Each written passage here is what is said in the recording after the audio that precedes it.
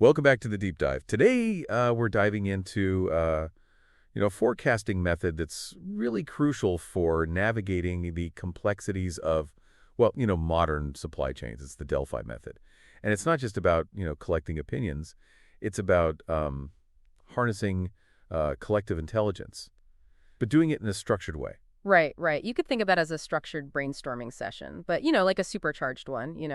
We're talking about carefully picking experts in relevant fields, like your logistics or your data analytics people, and then having them offer their insights on a specific supply chain challenge. Okay. So what makes it different from, just a typical meeting or your typical brainstorming session? One key difference is anonymity.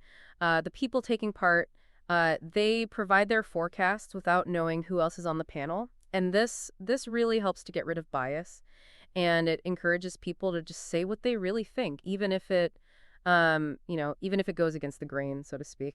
That makes sense. That makes sense. Yeah, it takes the pressure off, and it allows for, more diverse perspectives to come out. But this isn't just a, one and done survey, is it? Not at all, not at all. It's an iterative process. So after that first round of forecasts, all the responses are summarized, and then they're shared back with the panel, but still anonymously. This lets the experts see how their predictions stack up against the others, and to maybe revise their own forecasts based on the collective wisdom. So it's about refining those predictions over several rounds to reach um, you know, a more accurate and informed consensus. Exactly, exactly. And by repeating this a few times, you can really neutralize the influence of those big personalities, the ones who might, dominate the conversation and uncover the true collective wisdom. That's fascinating. Yeah, I could already see how valuable this could be, for tackling those really complex supply chain challenges.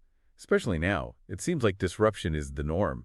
Absolutely. Absolutely. And it's interesting, that this method, I mean, it's used a lot today, but it actually comes from Cold War strategy. Oh, really? I wouldn't have guessed that. Yeah, yeah. The name Delphi, it actually it refers back to the Oracle of Delphi, the one from ancient Greece. But the method itself that was developed during the Cold War, and it was to help predict the impact of all these new technologies on warfare. So they needed a way to make sense of this rapidly changing environment. Much like we do in supply chains today, it seems like a pretty timeless approach to navigating all this uncertainty. It really is. It really is. And while it started out in military strategy, its applications have, really expanded over time a lot. Today, it's used in a bunch of different fields, including supply chain management, to tackle all sorts of challenges. So from your experience, where have you seen it applied most effectively in the supply chain? One of the most common and impactful applications is in demand forecasting. So, imagine you're trying to predict demand for a new product launch by gathering forecasts from a panel of experts.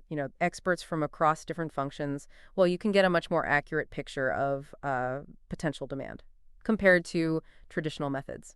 That makes sense, especially when you consider how unpredictable um, consumer behavior can be these days. Exactly, exactly. And there's data on this. A study in the materials you sent me showed that the Delphi method was able to predict new product sales with really impressive accuracy, like way better than traditional forecasting methods. Wow, so it's not just a theory, it's a proven technique with real-world results. Are there any specific examples that come to mind? Absolutely, absolutely. I remember this case study. It involved a consumer electronics company, and they were launching this new line of wearable tech, and they having trouble getting an accurate forecast. Using their usual methods, they decided to give the Delphi method a try. But they put together this panel of experts from different departments. Marketing, sales, product development. They even brought in some external retail partners. So they tapped into a pretty broad range of perspectives to get that holistic view of the market. What happened? Well, the results were really remarkable. The Delphi method, it predicted sales within like a 3 to 4% margin of the actual sales figures, which was it was a huge improvement. Their forecasts from just historical data analysis, well, those were all over the place, really unreliable. That's a big improvement, and I imagine having that level of accuracy can translate into big cost savings. and a more agile response to market fluctuations. You got it. You got it. Precisely. And that's just one example of how you can use the Delphi method for demand forecasting. It's also really effective for risk assessment, which is another key aspect of modern supply chain management. Oh, that's a great point. Risk is, well, it's everywhere these days, from your geopolitical events to your natural disasters.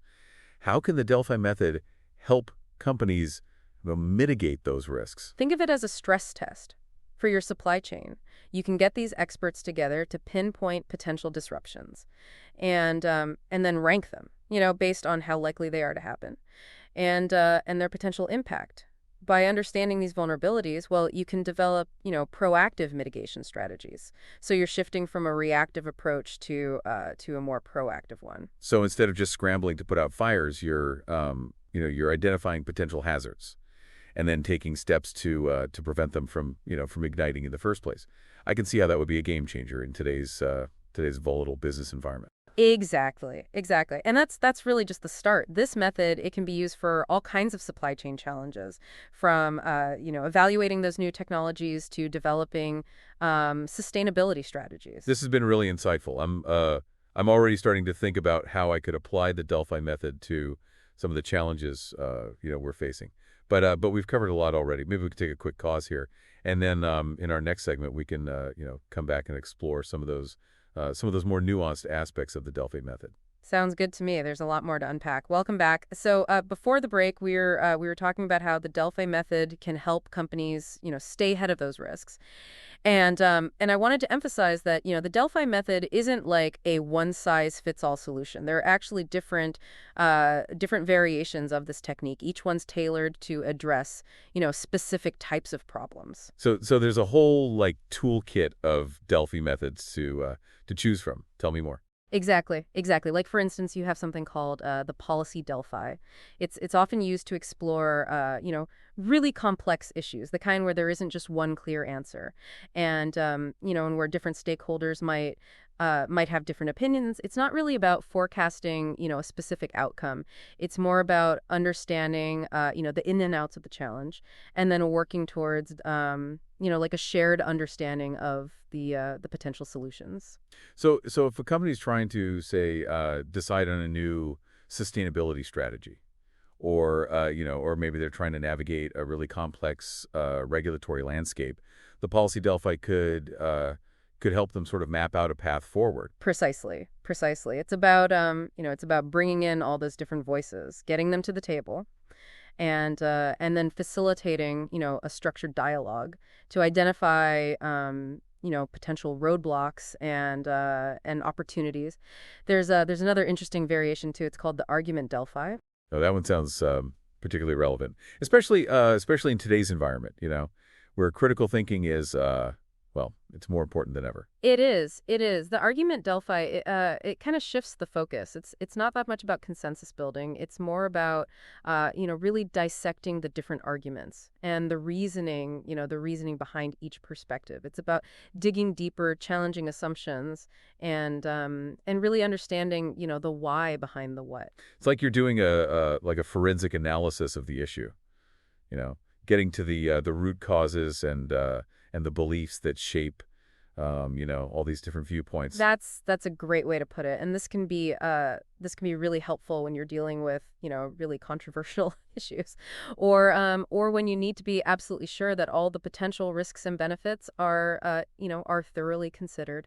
Yeah, I'm starting to see how these variations can be applied strategically to all sorts of different supply chain challenges. Like, say, a company's evaluating a new technology. The argument Delphi could help them weigh the pros and cons, Yeah. from all these different angles. Absolutely. And another thing to think about is that, the Delphi method, it's been like significantly enhanced by technology. We've moved beyond those paper questionnaires and the manual data analysis. Now there are all these online platforms, they streamline the entire process. Oh, that makes sense.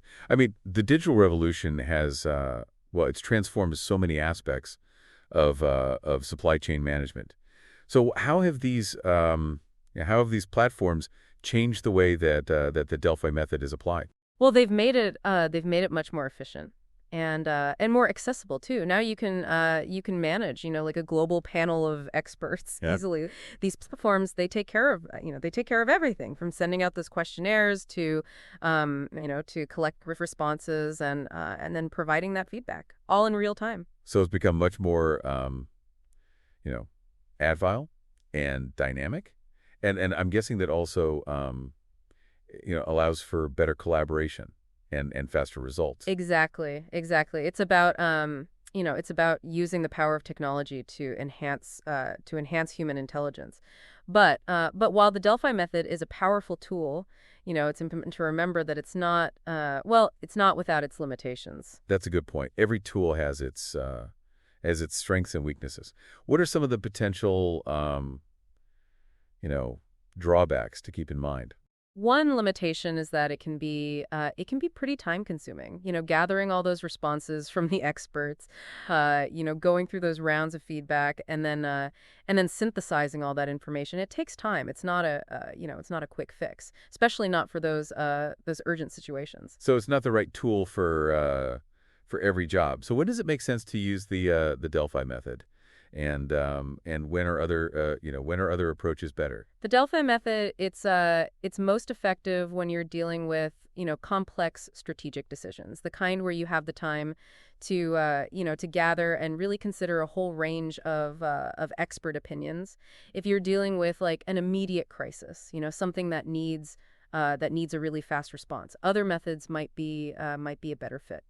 And as we talked about earlier, picking the right experts well, it's really important, right? Absolutely, absolutely. The quality of those insights, it totally depends on the expertise and the objectivity of that panel. It's not just about finding people with fancy titles. It's about finding the people who really understand the specific problem that you're dealing with, and who are willing to share their knowledge openly and honestly. And to make sure they feel comfortable doing that, anonymity is, well, it's pretty important, right? Well, yes and no. Yes and no. While anonymity helps to level the playing field, and encourages, more honest responses, there are some situations where a certain amount of transparency might be beneficial.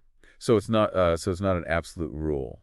That's interesting. So when might transparency be better? Well, there are times when, when knowing the credentials and the expertise of those participants, well, it can add weight to their opinions. For instance, if you're dealing with a really technical issue, you might want to know the specific qualifications of the experts who are, giving you that input. So it's about finding that balance. Sometimes anonymity is critical, but other times transparency can make the process stronger. It seems like it really depends on the specifics of the study. Exactly, exactly. And there are also hybrid approaches too. They kind of combine elements of both. It's all about finding the right approach for the situation. It's fascinating. There's so much nuance to this method. I'm really learning a lot. Before we wrap up this part, I'm curious to hear what you think about how the Delphi method is evolving. What are some of the trends you're seeing in its use in supply chain management? That's a great question. As technology keeps advancing, we're seeing the Delphi method become more integrated with other data sources, and with those analytical tools. For example, some companies they're combining those Delphi insights with machine learning algorithms to create even more sophisticated forecasting models. So it's not just about human expertise anymore. It's about taking that expertise and then combining it with the power of AI. Exactly, exactly. We're also seeing the development of more specialized Delphi platforms tailored to specific industries, or even to individual companies. It's about making the method more accessible and relevant to a wider range of users. This has been a really insightful deep dive into the Delphi method. We've covered so much ground, from its historical roots to its modern day applications in supply chain management. And there's still more to come. In the last part, we'll talk about how to actually put the Delphi method into action, and the common pitfalls to watch out for. Welcome back to the deep dive. We've spent this whole episode really digging into the Delphi method, and I have to say I'm starting to see it less as some kind of mystical forecasting thing, and more as a really practical tool,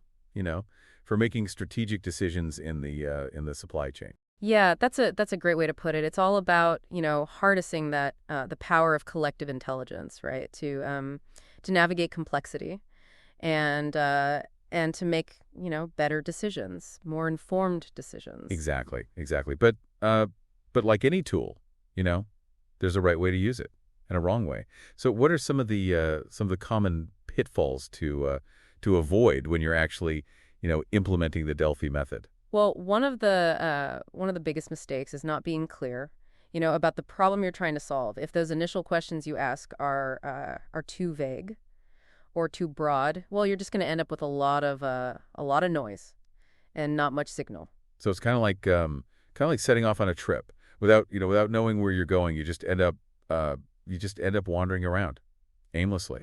Exactly, exactly. You gotta take the time to, really lay out the challenge clearly and to come up with, specific focused questions that are gonna get you those meaningful insights from your panel of experts.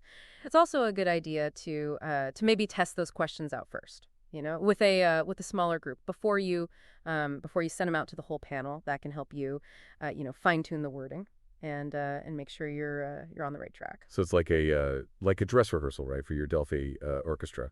You got to make sure everyone's playing the same tune. Uh-huh. That's a great way to put it. Another common mistake is panel bias. If all your experts, if they all come from the same background or they all share the same opinions, well, you're missing out on that diversity of thought. That's what makes this method so powerful. So it's not enough to just find the people with the most experience. You gotta find people who bring those different viewpoints, right? And who can challenge each other's assumptions. Exactly. Exactly. Aim for a mix. Hmm. A mix of expertise, different industry backgrounds, even people who might have, kind of like contrarian views. Sometimes it's those clashing ideas that lead to the really innovative breakthroughs. It's like when you're cooking, right? You add those different spices, and a little bit of heat can really make the flavors pop. Huh. And then, once you've got all that feedback, don't just overwhelm your experts with a ton of data. You gotta synthesize those key findings, right? Highlight where they agree, where they disagree, and provide that context, right? That helps them make sense of all those collective insights. So you got to be a good chef, Yeah. right? You're not just giving them ingredients. You're creating a whole dish, something that's both informative and easy to digest. Well said. Well said. And finally, remember that the Delphi method, it's an iterative process, right? It takes time to build that consensus and to refine those predictions. Don't expect to get all the answers in the first round. Be patient and encourage your experts to really engage in that thoughtful dialogue over multiple rounds. So it's like a fine wine. It takes time to mature and to develop all those complex flavors. Haha, that's a great way to think about it. Well, this has been a really fascinating exploration of the Delphi method. I feel like I'm walking away with a much better understanding of how it can be used, in the supply chain. Any final words of wisdom for our listeners? For those who are thinking about using this method. I would just say, think about those challenges you're facing, and think about whether the Delphi method could help you find those solutions. It's a really powerful tool for tapping into that collective intelligence. And if you plan it carefully and execute it well, it can really change the game for supply chain decision making. Well, thank you for joining us on the deep dive. Until next time, happy forecasting.